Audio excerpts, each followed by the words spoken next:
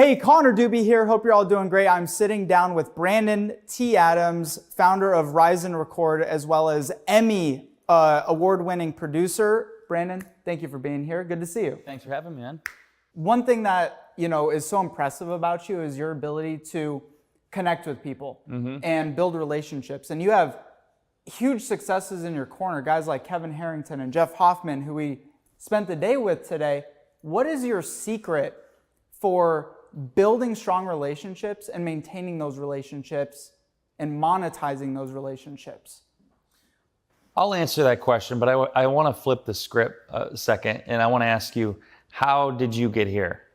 Well, think about from the moment you met me to where you are right now. So here's what's amazing. I also have been a student of Napoleon Hill over the years and studied Think and Grow Rich and went on to watch Think and Grow Rich, the movie, which was amazing. And you were obviously a part of that. So I literally DM'd every single person that I saw featured on Think and Grow Rich and invited them to be a guest on my podcast.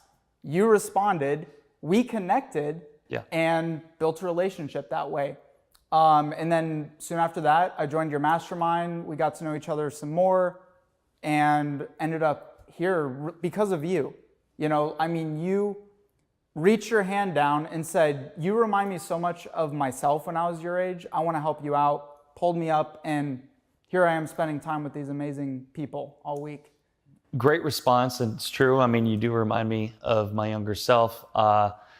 You added value. Here's what you did. You reached out. For one, most people don't do that. Two, you added value. You invested not only in yourself, but you invested in me, in my programs, and in my training, in the relationship. What I did early on was I invested in the right people. I found people I wanted to be like in my own way. Kevin Harrington being one of them, Jeff Hoffman. And I did it in a way where I brought them together in an event. So hosted an event in 2016 called Young Entrepreneur Convention, brought in speakers, paid them, flew them in, created an experience. But beyond that, I added massive value to them. Two of them happened to be one, Kevin Harrington, one, Jeff Hoffman. And beyond adding value in that day and that experience, I found other ways to help them, other ways to make them money. I invested into that relationship. And so over time, that was 6 years ago now, almost exactly 6 years ago. After adding value to them, I found ways that we could do things together. Went on to doing TV shows that won Emmys. We went on to do different business deals. But I was always adding value to the relationship. I was making their life easier. And I was finding ways to help them in different ways. And so to answer that question is, you have to really invest in the relationship. You have to look at the long-term goal. If you're looking to get connected with a person of influence, don't be 99% of the people out there where they go to them and they basically want something. I want your time. I want your energy. I want your money. I want something from you. What you did to me is you said, hey, I watched the movie. I want to bring you on my show and introduce you to my audience. That's the same thing I've done over the years. How can I come to a person and actually research them and then add value to them? That's really the key if you want to connect with anybody or get into rooms like this. But you have to follow through and you have to know it's a long game. It's not a get rich quick. It's going to happen overnight. It took me years. And so you're doing the same path. And that's why I'd thrown it to you, because I love the fact that you did the same thing I did 6 years ago. Yeah, and you never went into it thinking, oh, I'm going to sell Kevin Harrington or sell Jeff a package of mine or a program. Like you really, and that's hard to do for young entrepreneurs too, because you're so much in the struggle and the grind and the thick of it, and cash is oxygen. So you try to monetize relationships too early. Talk about that. When is the right time to know when to start monetizing relationships that you're making? Well, you look at it this way. So I'll give you an example. Another example, John Lee Dumas of Entrepreneurs on Fire. I talk about this a lot because he was the guy that kind of helped the foundation of my career back when I was a crowdfunding expert, and that's what I focused on. I knew that if I helped a person of influence, he has millions of listeners on his podcast show, known in the podcasting world. He said he was going to do a crowdfunding launch for his book, The Freedom Journal. I had him on my show, and I knew that he was going to do that.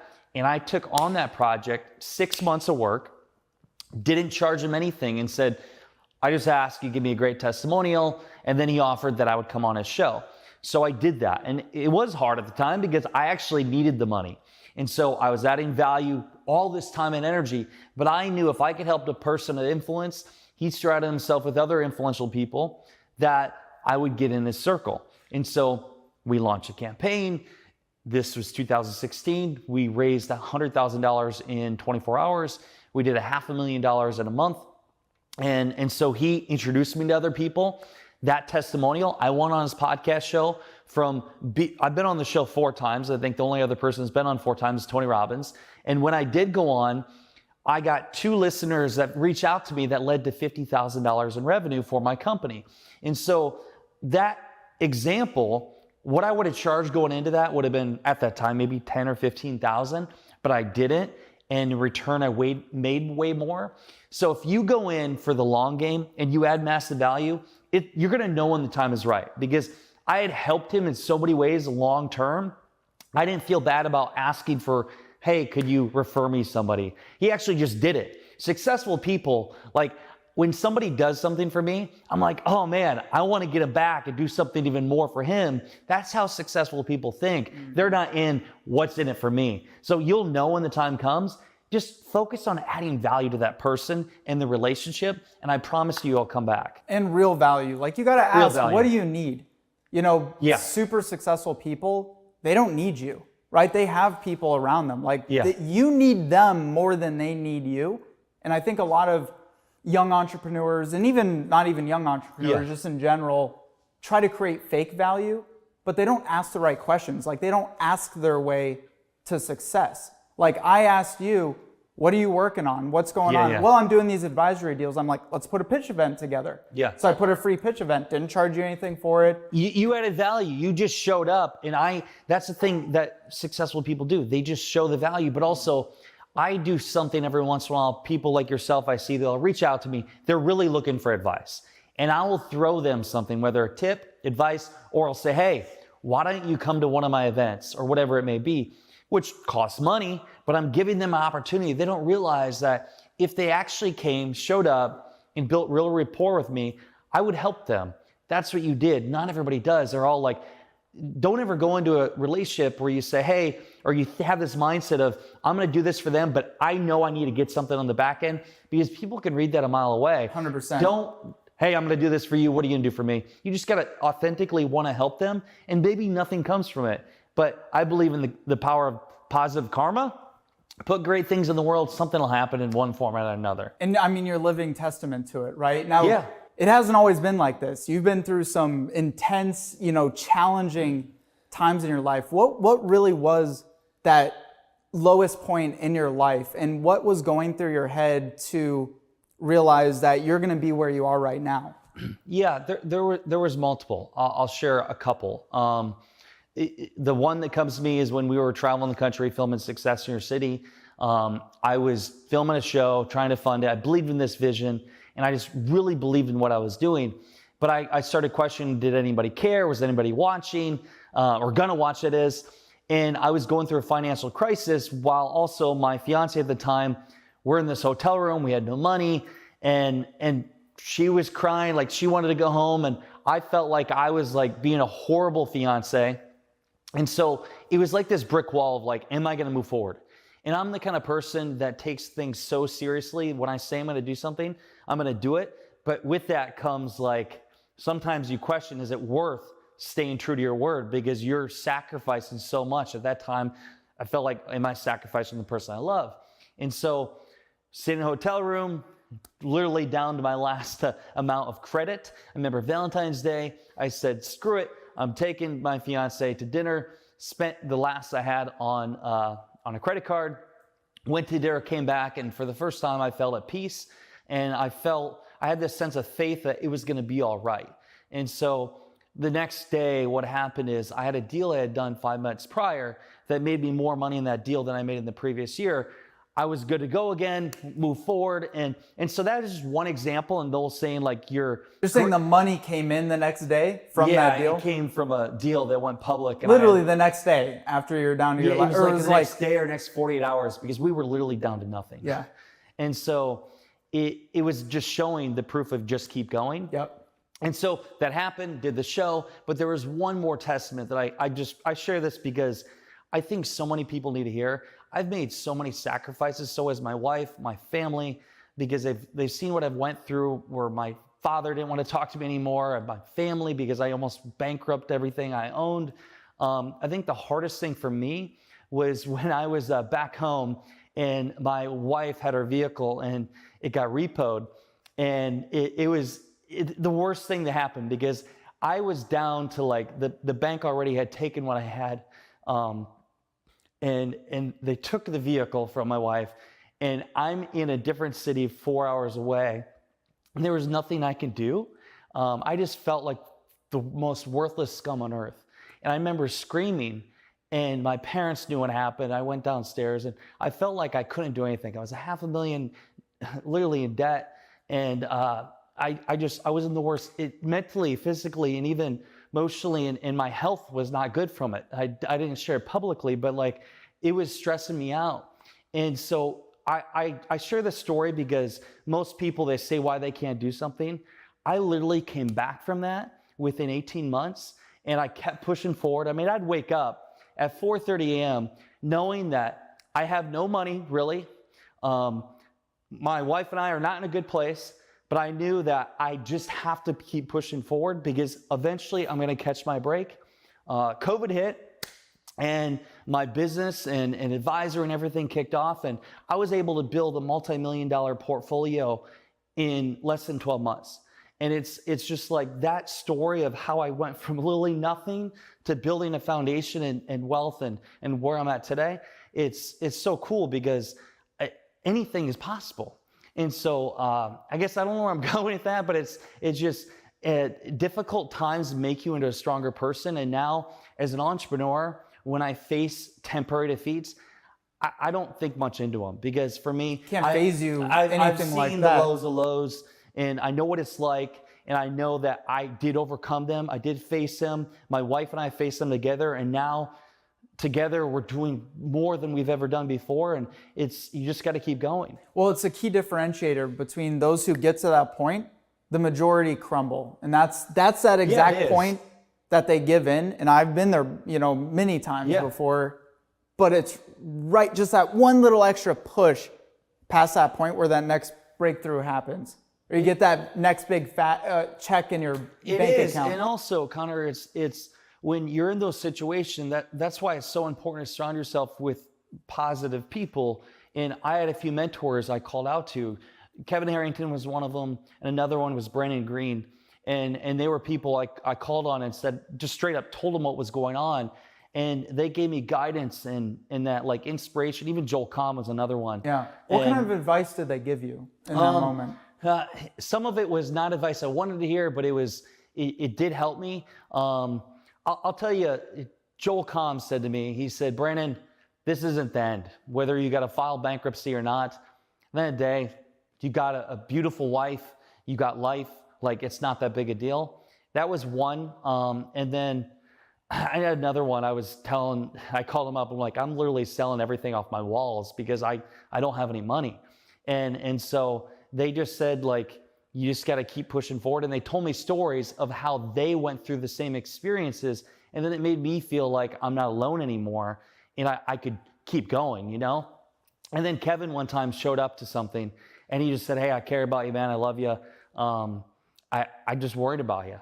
And that little stuff, like when somebody of influence like that shows up for you, it gives you power because if they believe in you, it makes you think, well, I must be doing something right. So I need to do it for them, right? I need to do it and it's not just about you, it's about the people around you.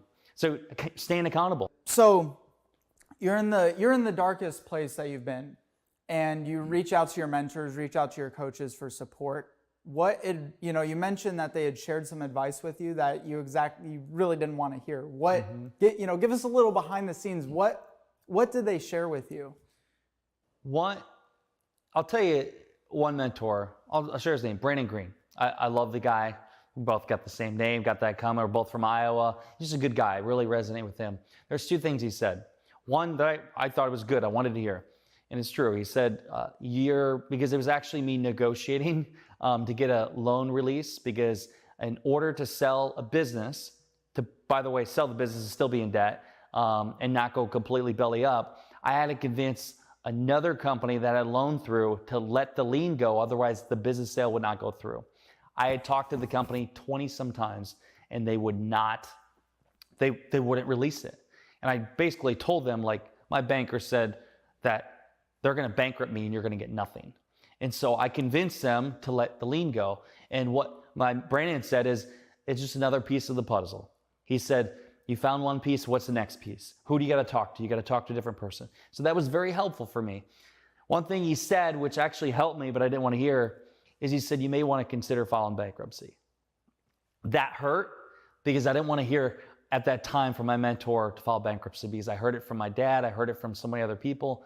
I just mentally, physically, all part of my being didn't believe in not paying people back. And I just hated the thought of it. It was the whole idea of the word. And I did contemplate it, but I never did it. And I'm glad I did it, but nothing wrong with some people that get through that situation, have to go through that route. But him saying, Brandon, you might want to think about filing Chapter 11 bankruptcy. And it hurt to hear. That's powerful. That you'd be willing to share that also. But I'm glad he said it. So shout out to Brandon. Thank you for saying it. It wasn't easy to hear in that moment. And it just made me want to cry. Yeah. Now, did Kevin, would he have said file for bankruptcy? Would these other guys have said file for bankruptcy? What Kevin said to me was very helpful. Kevin shared a story with me where his business, and he's shared it publicly, it's where one of his companies, he was actually going through a divorce at the time, and he was going through different obstacles, and he needed money to get past this bridge to be able to, it was product at the time.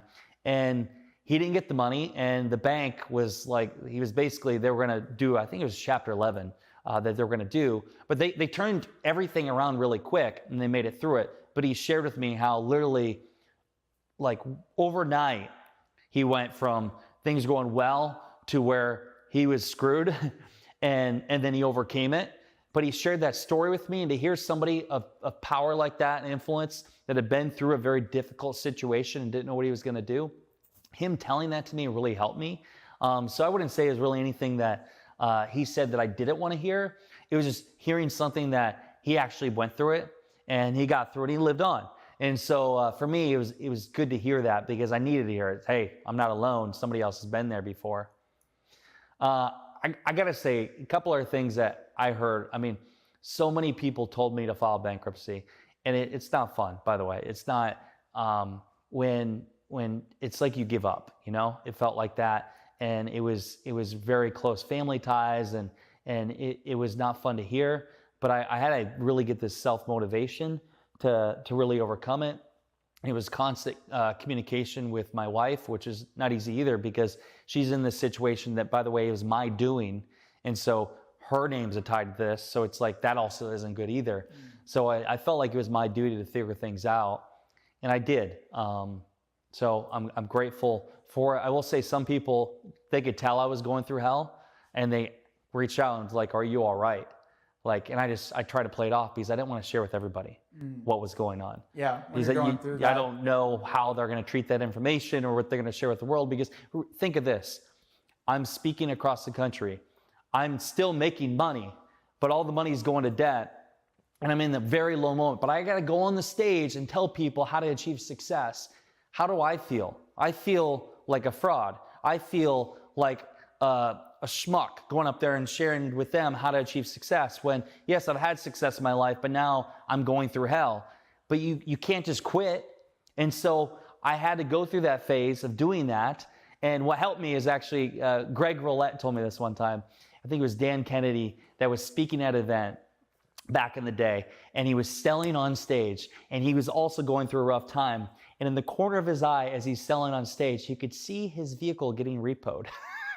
So think of that. You're selling on stage and knowing, like, I need to close these sales, because if I don't close these, that vehicle is not coming back.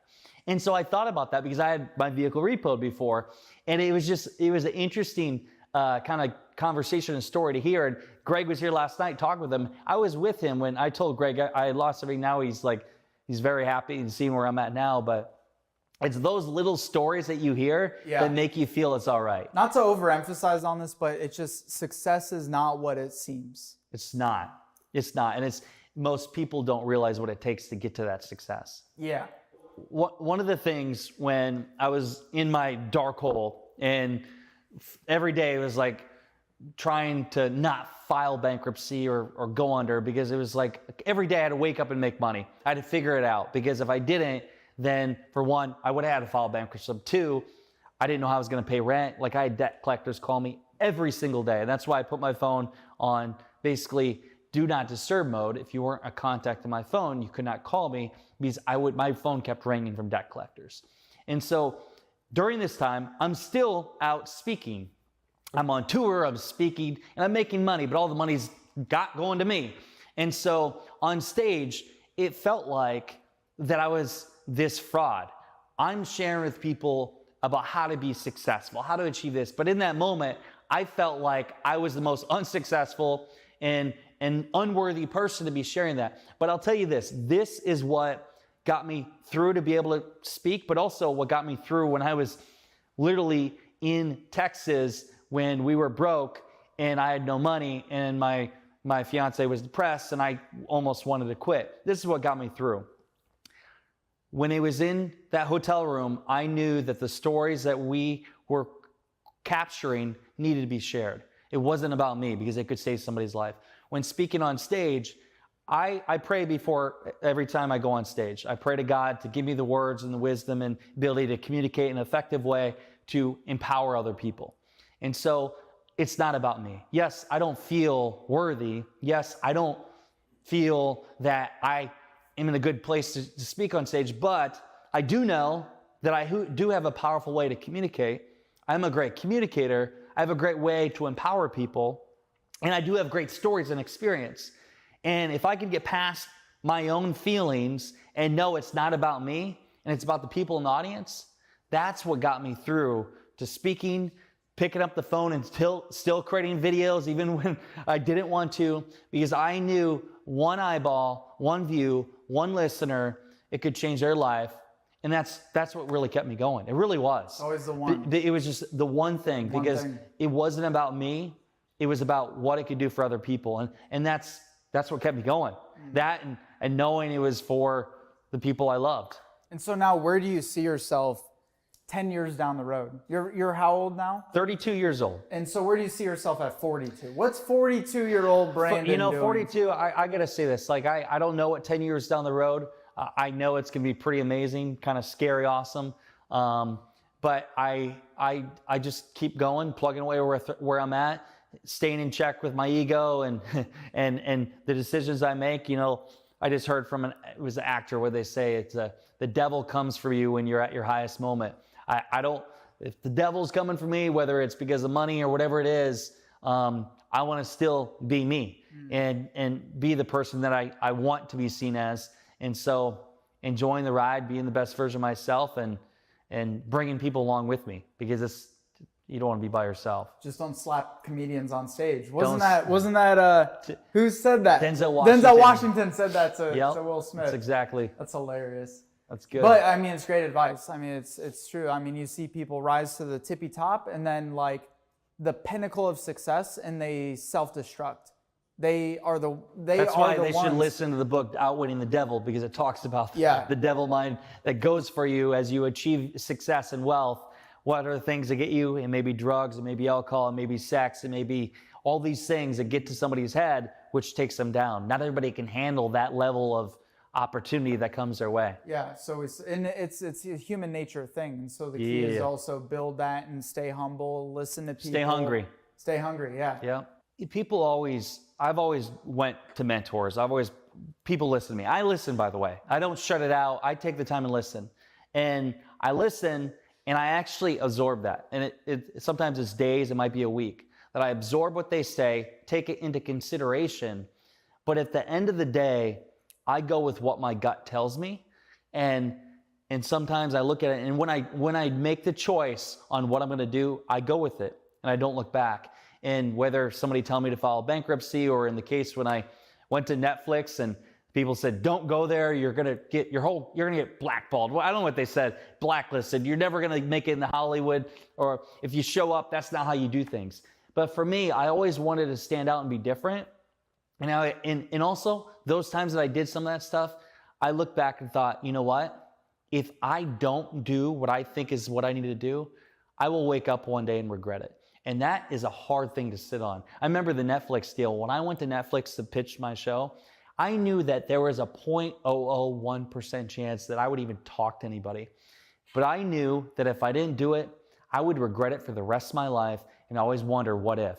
And so my life is around the what ifs. I don't want the what if. I want to just do it, even if the outcome may not be my desired outcome, but I personally will feel better, and I will actually have the confidence from that experience to do other things in my life that allow me to make a better decision. And you went on to win another Emmy after that. So yes. Come on, Netflix. Like, what are you doing? It's true. Open your door. Hey, it's not too late. You never know what the future holds. You never know. I mean, I don't need the approval from a Netflix or any other company. At the end of the day, we found our success in our own way for our show and everything we do, because we are living our own version of success. We are helping people. And for so long, I thought I needed to do this thing to get that approval, or this thing to so-called call it success. And you don't need to. And sadly, so many people live off, it's got to be this thing. It could go a different route. Keep your mind open to what other possibilities could be. And yeah, that's how I look at it. Where do you feel like you're still making improvements in your own life at this stage?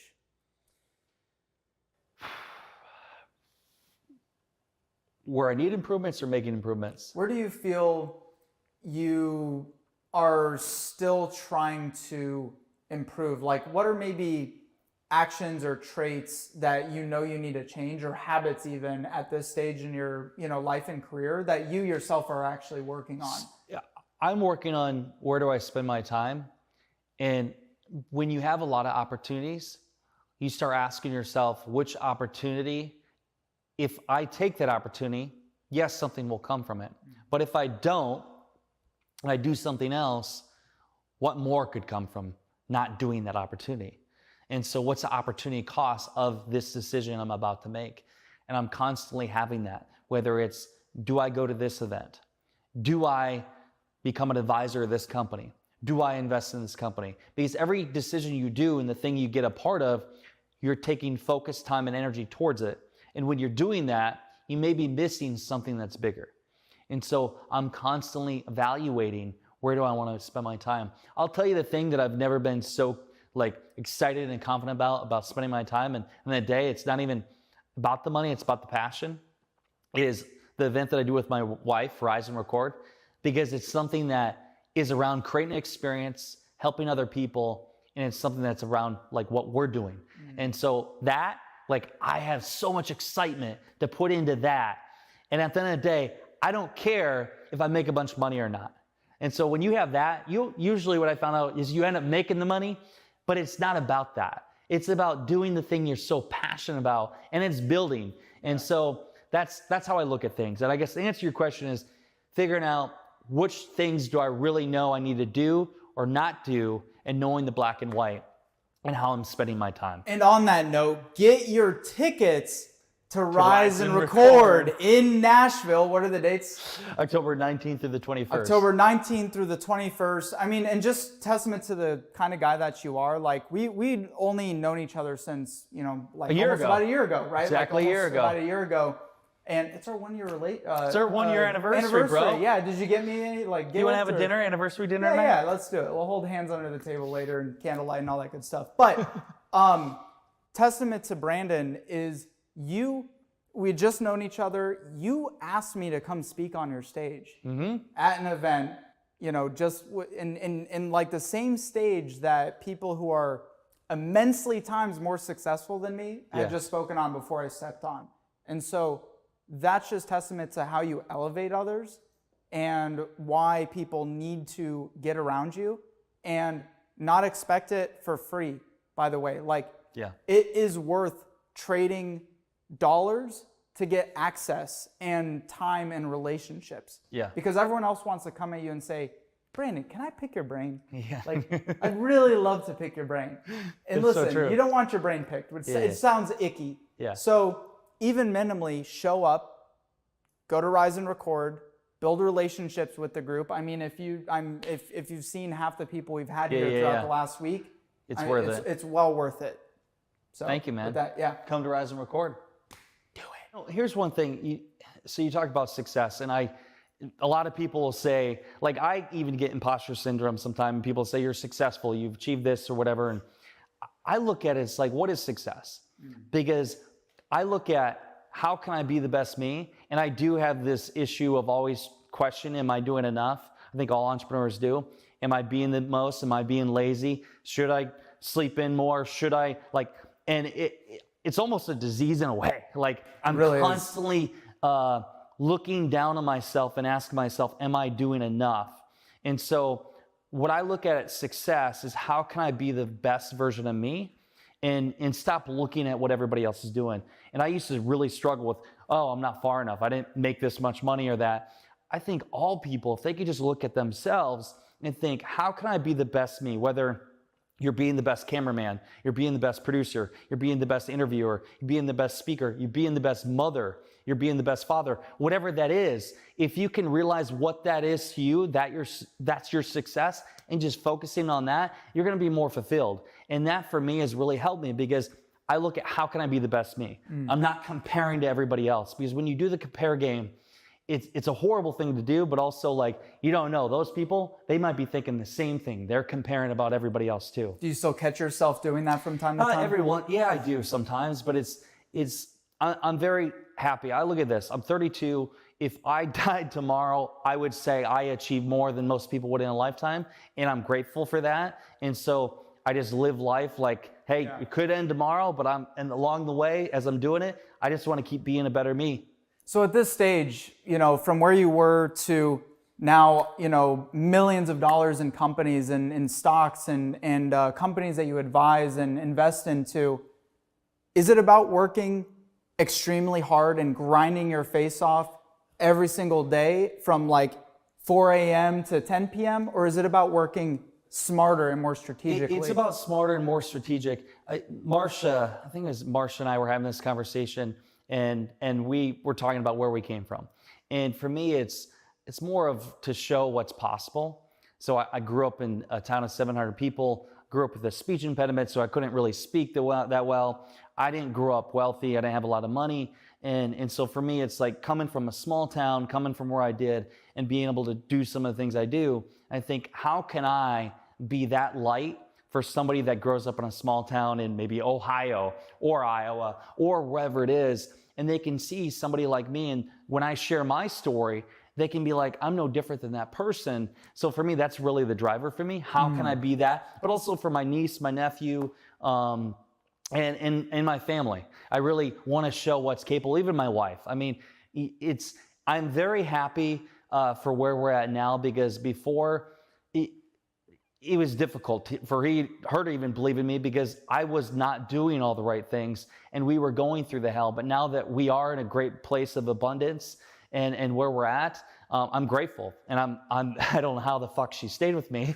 but she's here, and I'm very happy. And you guys have an incredibly strong relationship. We spent the last couple of days together, and it's hard to. Besides, every once in a while, I might piss her off a little bit, but no, we're but you got a good relationship if you got a little bit of that going on. But I mean, you truly are partners. Like, you're strong, and that's hard also for entrepreneurs. Like, I'm incredibly lucky too. My girlfriend's so supportive, and I tell her everything of what's going on, and I'm surprised I haven't scared her off, because to be an entrepreneur, you're a crazy person. I mean, you're insanity. So how do you, what are some of the practices you put into place to continue to pour into that relationship that you have? Yeah, by the way, I wouldn't consider myself a relationship coach, because we're all learning. But I would say this. I would say, for one, as a couple, you both have to have your own thing of who you are, your own identity. I remember early on, even with our show,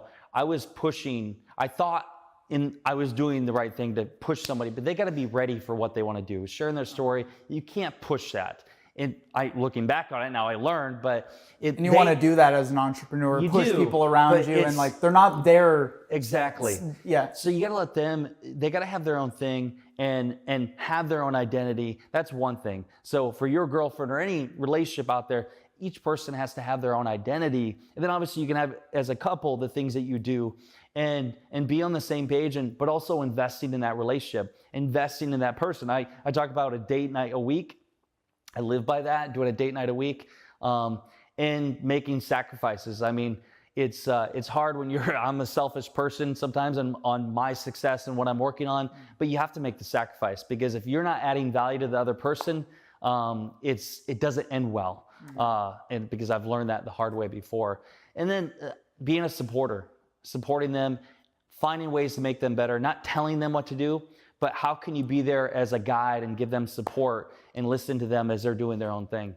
How do you run your day-to-day now? What is an average day in Brandon's life? Besides when we're filming here? Yeah, right? You really just live in front of a video camera 24/7. Sean just camps Sean, out in your closet. And he'll be like, he just in front of a camera all day, wants to look waits good. for your alarm to go off, pokes his head out. He's like, let's roll, baby, let's go. You know, it's traveling, obviously doing a lot of traveling and stuff. For me, I like to wake up early, you get the exercise in, and then building a foundation, and just I always look at what's like the one or two things I can do every day to move forward to the goal. You got to have something you're working towards, and you can't get caught up, because it is a journey, and sometimes it's like, oh, it takes so long to get there.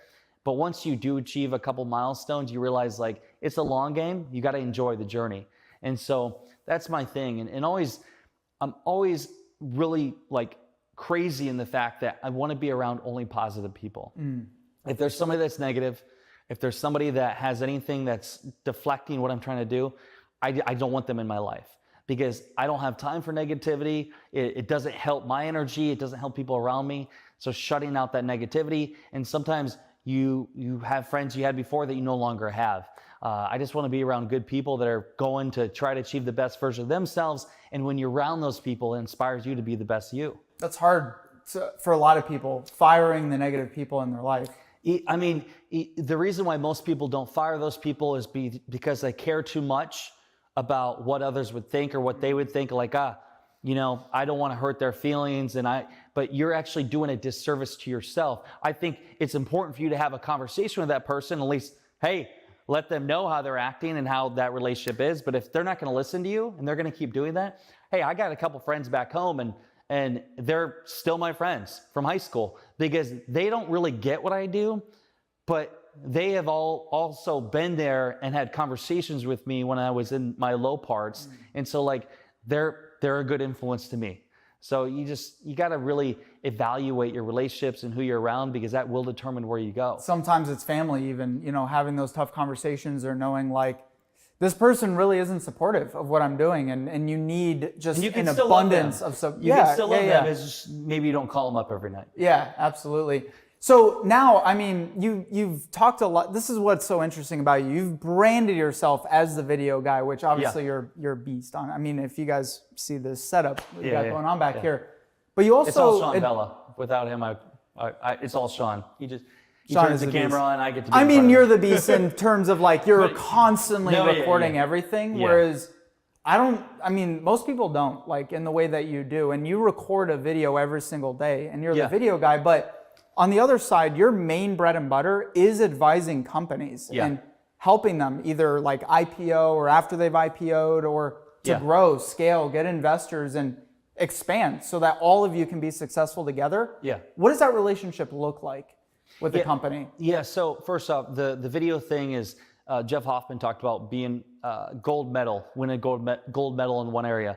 And for me, it was utilizing video and being the best in video in terms of creating a lot of content, creating experiences, bringing the right people together to create an Emmy award-winning show or a documentary. And so that's like the gold medal. So I'm known for video. I did something in this space. And now how does that implement to other areas? Well, for advisory companies, I can show them how to use videos to build more like and trust with their audience. I can show them how to use videos to raise money for companies. I can show them to use videos to tell a powerful story. And I always talk about it's beyond a video. A video's a video, but it's a story. How can you communicate a story in a way that can inspire other people, but really get them to know who you really are as a person. People buy into stories. Stories is what makes an impact in the world. So what am I doing? I'm using a phone or a camera to tell stories around who I am and also how I help people and telling stories of other people. So that's just a medium, but I think it's the most powerful medium that can be utilized to tell a story. And so for advisory, what do? I help them tell their story through video. I help them create the videos, and I help them really connect with other people in my network. And what kind of companies do you typically look for to work with? So tech companies, I mean, we got some that are public, some are private. We got a valuation company. Heck, we got a real estate brokerage. We have a whole portfolio of companies because what I do applies to really any industry. But typically these are companies that have raised $5 to $10 million, or they have a valuation of $10 million and they're looking to scale to $100 million and above. Those are the ones I really love to work with because yes, there's a great opportunity monetarily on the upside, but also usually they're making a bigger impact too. Yep. It's being able to showcase it, and nothing wrong. Like I love helping small businesses, but I also want to see how can I utilize my time to make the biggest impact for the companies I am working with. Absolutely. Do you think you would be in this particular, space or have made your big bucks this way if it wasn't for building that relationship with Kevin and Jeff? I mean, I just... Or did you envision yourself as an advisor? Name 5 people that completely transform my life into where I'm at. It's my wife, it's Sean Vella, it's Greg Roulette, it's Kevin Harrington, it's Jeff Hoffman, and my father. That has been the people that have made the biggest impact in my life and has allowed me to be where I'm at, and I still love dearly to this day. Without them, I don't know where the fuck I'd be. I mean, maybe still in Garnavillo. And where? My hometown. Oh, see? Who knows where that is? Exactly. So anything else that you think we should dive into? I'll have one question to end it on. I'd love to hear from you, and this has been fun sitting down with you. What would you say, just you've known me for a year now, worked with me, been in my events and masterminds, everything.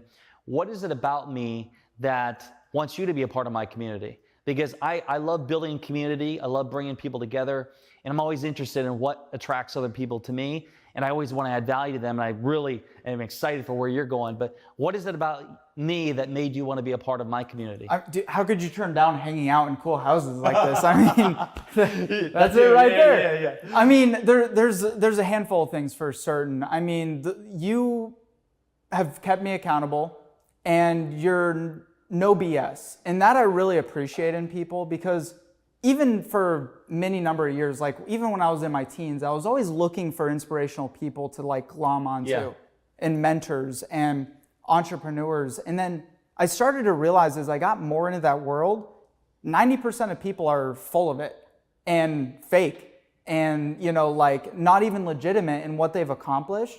You've been so transparent and open, and I've seen your videos all the time, even before we built a relationship. That drove me to being loyal to your cause also. Yeah. And to means a lot. Attaching myself. And also I feel like I can see, one of my superpowers is I feel like I can truly see the future in a way that some people can't. And I know where you're going to be in the next 10, 20, 30 years when we're still, brothers and best buddies then. And why would I not attach myself to a cause like that? Yeah. Why would I not attach myself to a freaking powerhouse like that? Yeah. That's why. That means a lot, man. Well, thank you. I really appreciate it. I love you, brother. Thank you for doing this interview. And thanks for a great listening. Thank you for watching.